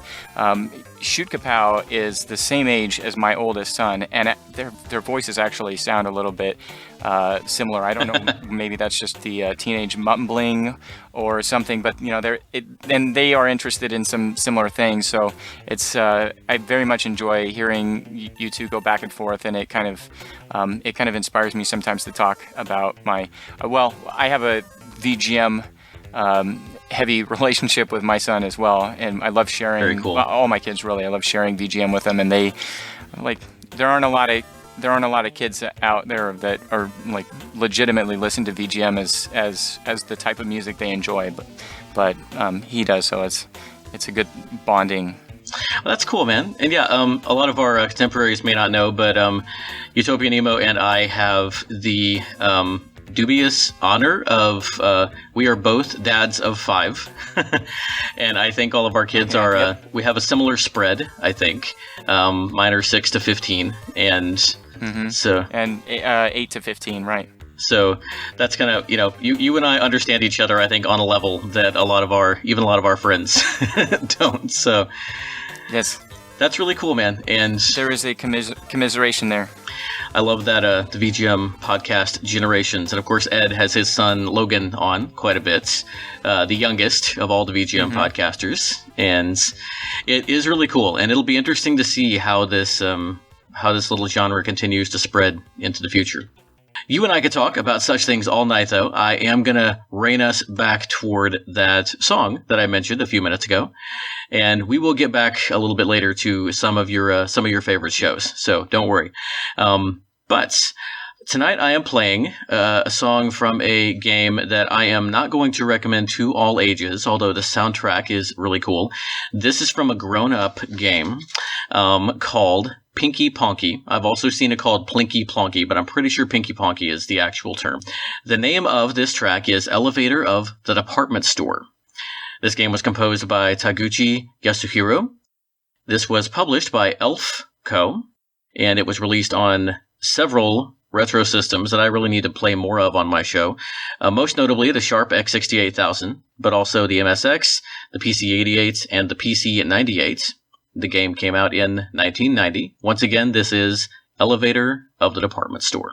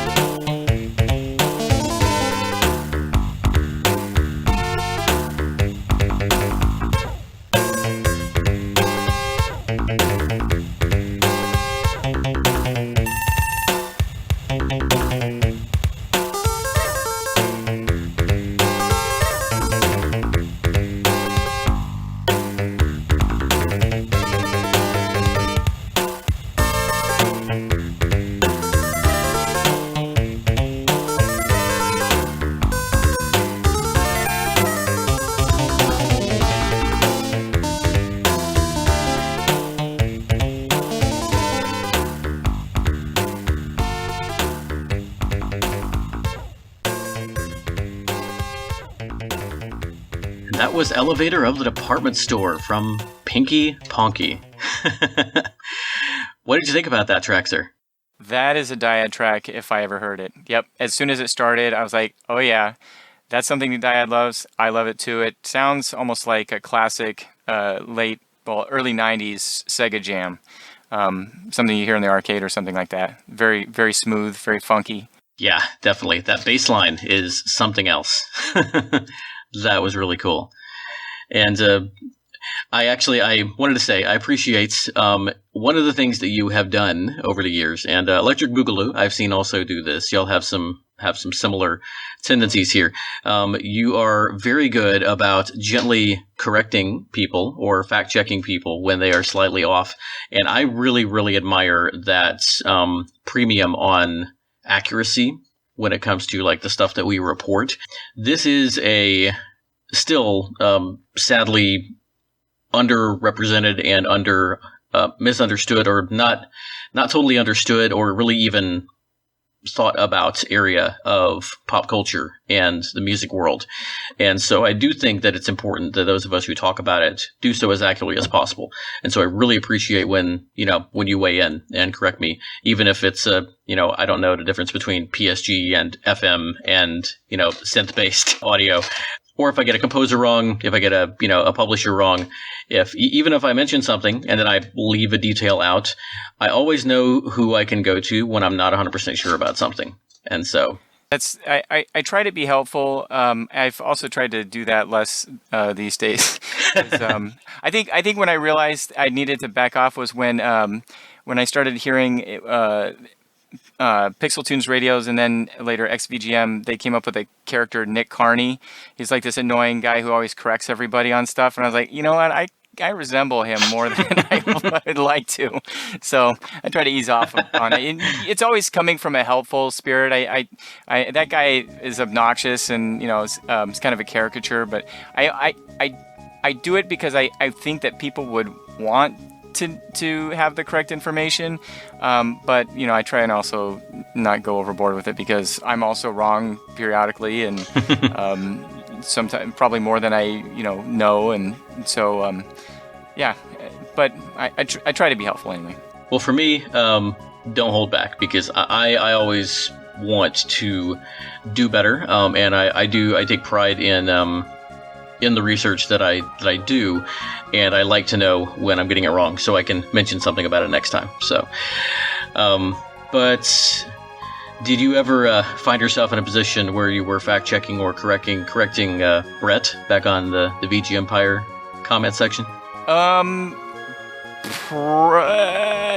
Yeah, probably. I'm sure that, especially back then, I did that kind of thing a lot more often. Usually it was a matter of emphasis. Brett's cool. He has a really wide experience, and he just gets excited about a lot of different things. He was also correct most of the time, so I don't know. I probably did. I hesitate to go back and read some of those, because also that was before VGM Jukebox, and one thing I've told Josh and Emily is that they really kind of taught me with the way that they interacted with people, and the way that other people interacted on their show and their message boards, how to not be combative on the internet. And I didn't learn that really until I started listening to their show. So I tried not to be combative before, but I think it's a tendency that a lot of people have, and I had some learning to do. So I was probably more contrary than I needed to be back then. And yet you're still one of the nicest guys I know, which, I mean, you're in the VGM podcast community, so you're in good company there. But you did mention about Brett that he has wide and varying interests, and he gets excited about a lot of different things. That was one of the things I do remember enjoying about VG Empire. I heard about it less than 6 months after it ended. That's when I really started digging into it. I think I had kind of heard of VG Empire here and there, and I just had so much on my plate I hadn't checked in yet. And then as I started having a longer commute and more time at work when I could listen, I was checking out more shows, and I downloaded several of his back episodes and listened to them. And then he ended on the soundtrack to one of my favorite games of all time, and then came back a month later for his last Rocktober on the Street Fighter series. Oh, yeah. But I still kind of think of that last show as the last one, because it was such a perfect thing to end on. Before we talk about it, though, we've already kind of danced around VG Empire a couple of times in this conversation. What else have you got to say? What do you think is it that set VG Empire apart from some of the other shows out there? Or what is your particular history with it? What do you want to talk about?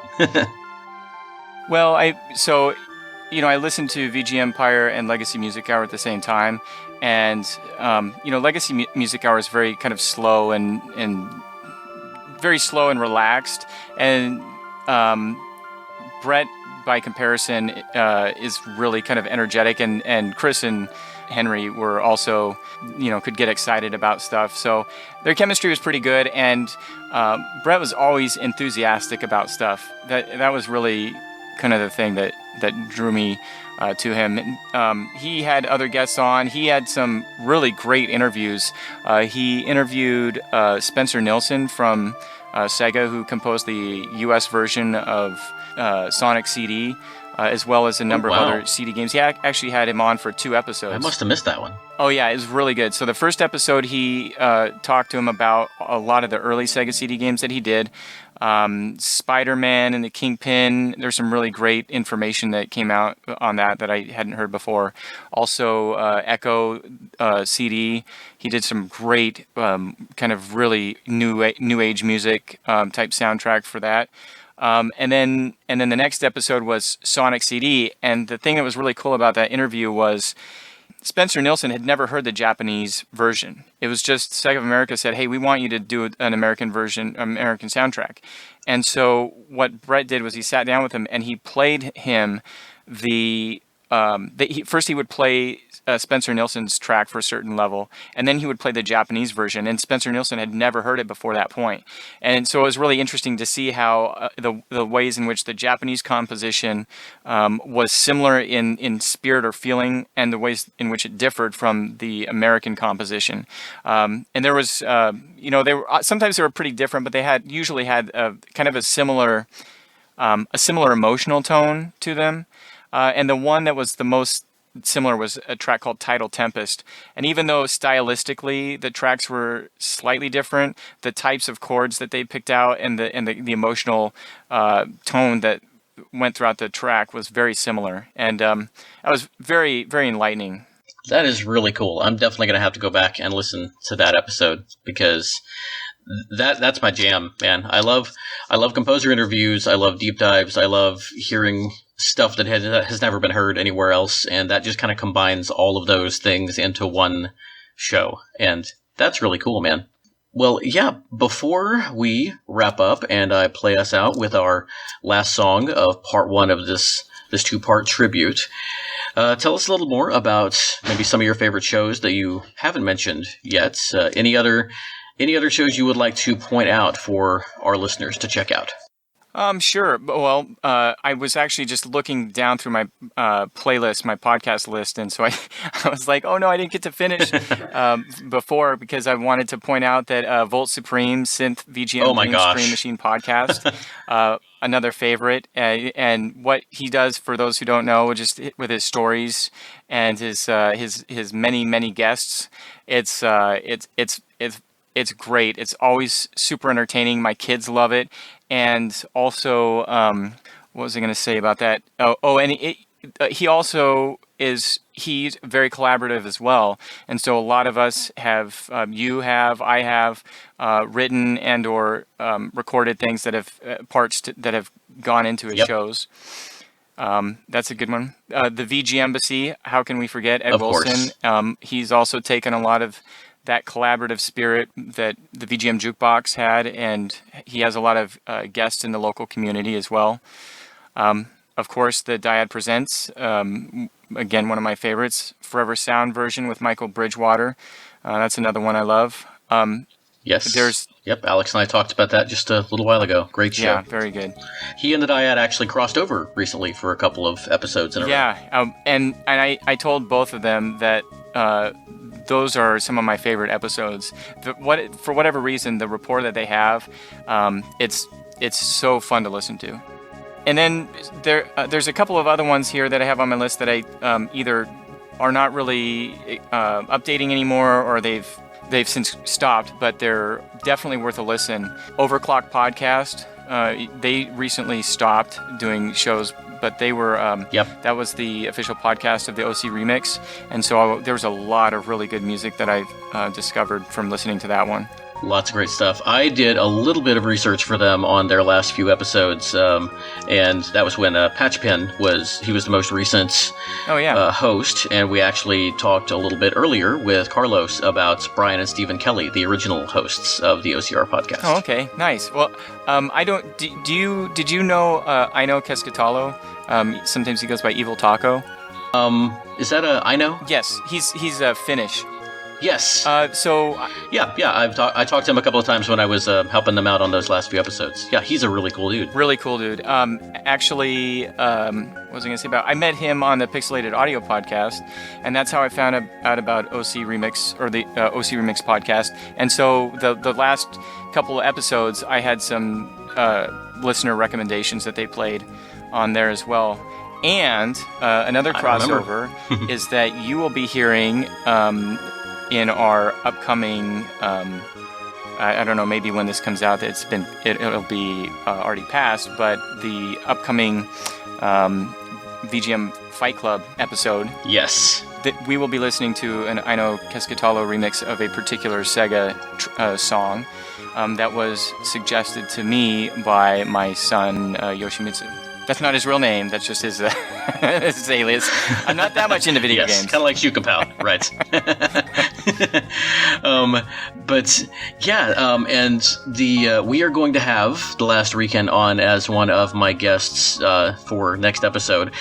I didn't include VGM Fight Club on the list tonight just because it literally almost started after I had already started pre-production on these shows.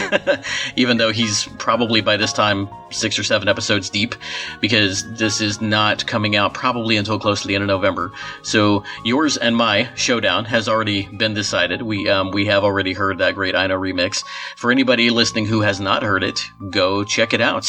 I know that for at least my half of the tracks, you're in for some really, really great Sega goodness. And I can only assume for a man whose self-professed VGM spirit animal would be Sega, that the same is true for Nemo here. So, well, you know what? I think that's a great note to end on, man. I love that this whole conversation has been about that collaborative spirit of VGM podcasting and about getting excited about a breadth of things, because you know, it takes a special kind of person to get as hyped up about music from video games as we do. I think it speaks to the type of person who is willing to make big of the small things in life and also pay close enough attention to really see and appreciate this thing that so many people aren't even aware of, and that even probably so many gamers just take for granted. And I love being a part of that community too. Any parting words before I read into our last track? Yes, I feel remiss if I didn't also mention VG Jam with Chris Steenerson, and I can't remember his partner's name, but that's also one that you guys should check out. Matt. Yeah, Chris and Matt. Yep. Chris actually mentioned earlier tonight, a couple of nights ago, as you and I are recording this, that he did some work on the next few episodes, and so I think what's probably going to happen with them is they're going to release a few like back to back once they actually get around to it. Hopefully we've heard some of that by the time this launches, but if not, it should be fairly soon. But yeah, VG Jam is yet another unique take on video game music, where, you know, they talk about collaboration. That's what it's all about. Excellent. And yeah, very cool. Well, thank you for having me on. No, I think I've talked all. If I haven't used up all your show, you know what?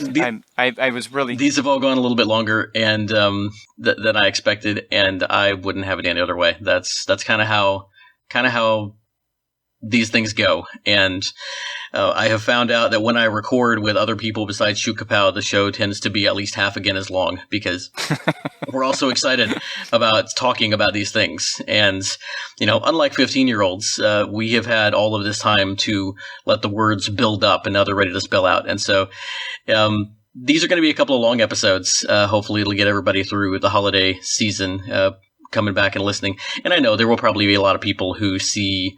I'm going to put timestamps in it, and they'll see, you know, when we talk about their favorite show, and they'll kind of skip to those timestamps. And so I don't really feel bad about them being a long couple of episodes, because that really is what it's for. It is not about getting more people listening to my whole show.